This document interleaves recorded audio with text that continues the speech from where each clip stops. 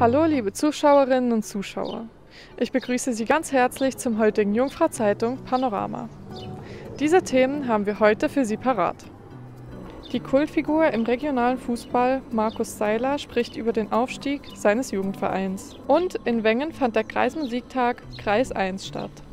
Aber vorher haben wir noch die heutigen News für Sie parat. Die Arbeitslosigkeit nimmt im Kanton Bern und in der Schweiz weiter ab. Im Mai ist die Zahl der Arbeitslosen gesunken und die Arbeitslosenquote liegt nach 2,3% im April jetzt bei 2,1%. Im Kanton Bern hat sie sich sogar auf 1,6% verringert. Auch die Kurzarbeit geht zurück. Die Hotels werden von Online-Knebelverträgen befreit. Die Hotels sollen ihre Zimmer auf der eigenen Webseite günstiger anbieten als auf Online-Buchungsplattformen wie beispielsweise Booking.com. Das Parlament verbietet sogenannte Preisbindungsklauseln. Prozess gegen Blatter und Platini. Verteidigung und Anklage duellieren sich. Vor dem Bundesstrafgericht in Bellinzona hat am Mittwoch der Prozess gegen Ex-Präsident von FIFA und UEFA, Sepp Blatter und Michel Platini, angefangen. Bis zum 22. Juni sind für die Hauptverhandlung vor der Strafkammer 11 Verhandlungstage angesetzt. Der Sepp Blatter hat gegen Ende des ersten Verhandlungstags über Atembeschwerden geklagt. Darum werden die nächsten Verhandlungen aufgrund von seinem Gesundheitszustand maximal 4 Stunden pro Tag dauern. Die FIFA tritt im Verfahren als Privatkläger auf und die Urteilseröffnung ist auf den 8. Juli festgelegt. Wer in der Region Thun etwas mit Fußball zu tun hat, kennt den Namen Markus Seiler. In seinen letzten 30 Jahren als aktiver Fußballspieler und Trainer hat er so einiges miterlebt. Nun darf er auch den Aufstieg seines Jugendvereins, dem FC Dürrenast, feiern. Manuel Moser hat mit ihm über die Mannschaft gesprochen. Was ist deine Verbindung zum FC Dürrenast? Was verbindet dich mit diesem Verein? Sehr, sehr viel. Ich habe 1971 angefangen, hier Junioren zu shooten. Ja, bin dann auch in die erste Mannschaft gekommen. Und habe dann auch hier mit Trainerkarriere gestartet. Zuerst die zweite Mannschaft und dann die erste Mannschaft in den 90er Jahren. Und darum ist die Verbindung sehr, sehr gross für mich mit dem FC Dürrenast. Auch weil ich jetzt wieder zurückkommen und noch einmal probieren, etwas aufzubauen. Ja, und wir jetzt den Aufstieg geschafft haben. Du hast gesagt, Aufstieg geschafft. Eigentlich wäre es mit dir als Trainer geplant gewesen. Ist es jetzt aber nicht. Wie viel bedeutet der Aufstieg jetzt trotzdem? Sehr viel, weil ich gleich sehr eng bei der Mannschaft war. Ich habe das gespürt, auch, dass sie immer noch ein bisschen auf mich hören. Es war manchmal vielleicht nicht so einfach für Damiano Bottazzo, den Trainer jetzt, wenn ich da in Linie noch Anweisungen gegeben habe. Aber für mich bedeutet es sehr, sehr viel. Ich habe das Gefühl, ich habe gleich mit dem Fundament sehr viel dazu beigetragen, dass man jetzt aufgestiegen ist. Der Abschluss, wie man sagt, nach 30 Jahren, der war geplant. Er hat so oder so jetzt Ende der Saison aufgehört. 30 Jahre Trainer. Es war eine lange Zeit und eine schöne Zeit. Und wie ich jetzt weiter, was ich mache und so, das ist noch offen. Ich habe so ein bisschen meine Vorstellungen, habe das auch gekonnt und jetzt schauen wir mal, wie es rauskommt. Ja. Und du wirst abseits vom Fußballplatz sicher auch dein Leben geniessen. Kannst du dir sagen, vielleicht wie? Ja, das ist genau so. Wir wohnen ja im Obergoms, das Obergästele. Und im Winter bin ich noch Langlauflehrer dort. Und im Sommer helfe ich so einem Selim bei Stand-up-Paddle-Vermietung. Ja, tue ein bisschen hin und her reisen. Wir haben ein GA und Fußball darf natürlich nicht zu kurz kommen, das ist klar. Am Wochenende versammelten sich rund 700 Musikantinnen und Musikanten in Wengen, um den Kreismusiktag zu feiern.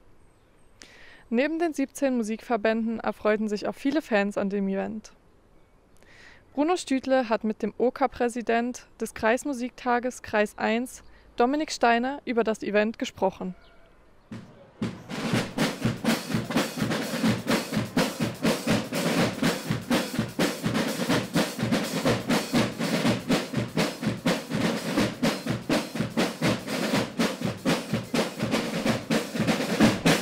Wir haben jetzt gleich 2 Jahre auf diesen Tag hergearbeitet und jetzt heute Morgen zu sehen, wie die Musik eintrudeln, wie alles sich verteilen im Dorf, wie Sachen funktionieren, genau so, wie wir es uns vorgestellt haben. Wie aber auch Panel vorkommen, die man noch schnell beheben muss.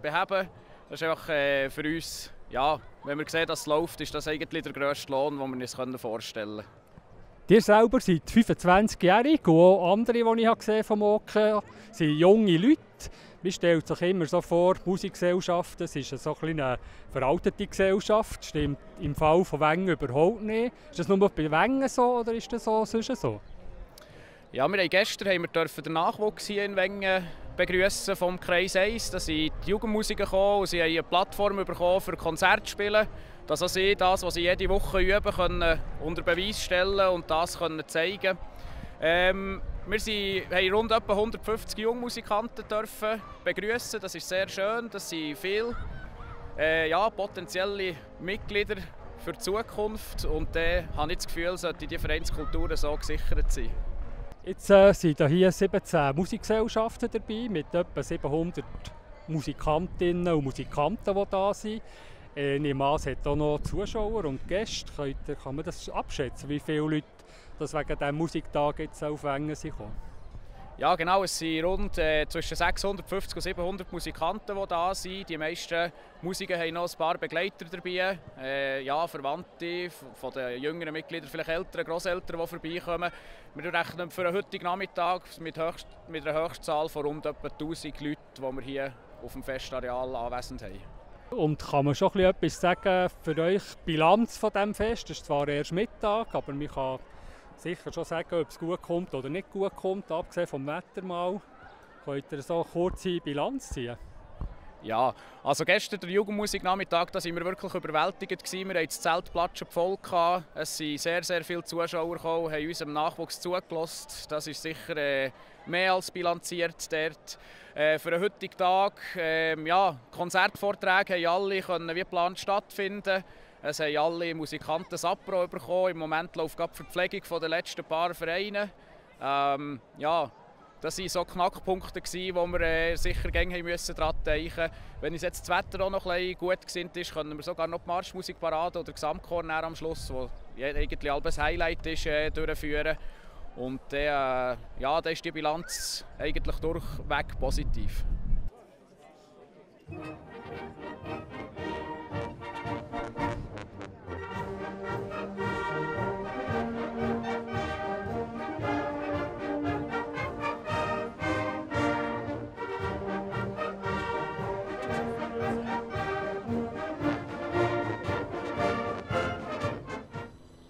Das war's auch schon wieder mit dem heutigen Panorama. Auf unserer Homepage und in unserer App finden Sie noch mehr Informationen zu den einzelnen Themen. Unsere Kollegen von Meteo News haben jetzt noch das Wetter für Sie parat. Vielen Dank fürs Zuschauen und bis zum nächsten Mal. Das Wetter wird euch präsentiert von Interlaken Tourismus. Hier ist das Jungfrau-Zeitungswetter für den Kanton Bern. Wir haben den 8. Juni. Meine Damen und Herren, ganz herzlich willkommen zum Wetterupdate. Wir haben zuerst noch einen freundlichen Vormittag heute und dann sind die Wolken dicker geworden und später ist es dann nass geworden. Feuchte Luft hat uns hier erreicht von Westen her und morgen haben wir immer noch die angefeuchtete und vor allem recht kühle Luft, die zu uns zur Alpen-Nordseite reinzieht. Das Wochenende her dann allerdings ein Hochdruckgebiet, das sich aufbaut und das sorgt dann vorübergehend für sehr schönes und sommerliches Wetter. Morgen am Donnerstag starten wir insgesamt mit vielen Wolken in den Tag rein. Es gibt am Vormittag dann zum Teil ein paar sonnige Auflockerungen im Flachland. Da nur vereinzelt Regengüsse, ein bisschen häufiger nass ist entlang der Berge. Und da ist es auch mehrheitlich grau. Am Nachmittag dann ein Mix Sonne und Wolken hier im Flachland. Lange Zeit trocken, nur noch ein kleines Schauerrisiko und die Temperaturen erreichen um die 18 Grad.